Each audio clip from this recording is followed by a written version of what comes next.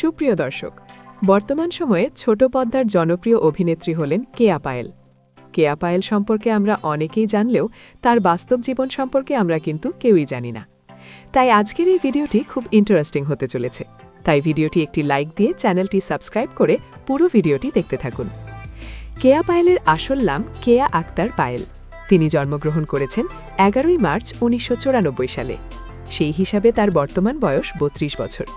তিনি জন্মগ্রহণ করেছেন আশুলিয়া, ঢাকা। চলুন এবার জেনে আসি তার শিক্ষাজীবন সম্পর্কে। তিনি ঢাকা উত্তরা ক্যামব্রিয়ান স্কুল এবং কলেজ থেকে মাধ্যমিক এবং উচ্চ মাধ্যমিক সম্পন্ন করেছেন। তিনি উচ্চ মাধ্যমিক শেষ করার পরে আইন বিষয়ে পড়াশোনা করেন। 24 থেকে 25 সালে তিনি ঢাকা সাউথ ইনস্টিটিউট ইউনিভার্সিটি থেকে LLB ডিগ্রি লাভ করেন। চলুন জেনে আসি কি করে কিয়া পায়েল অভিনয় জগতে প্রবেশ করলেন।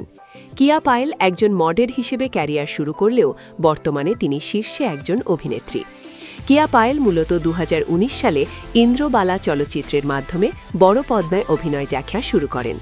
এরপরে তিনি 2022 সালে ছেলেরা যেমন হয় নামক একটি চলচ্চিত্রে অভিনয় করেন। তারপরে তাকে আর সিনেমাতে দেখা যায়নি।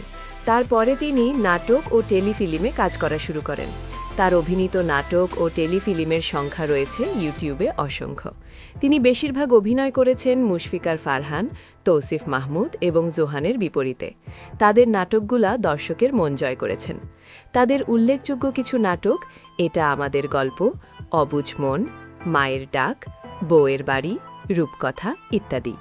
এছাড়াও তিনি মিউজিক ভিডিওতে কাজ করেছেন।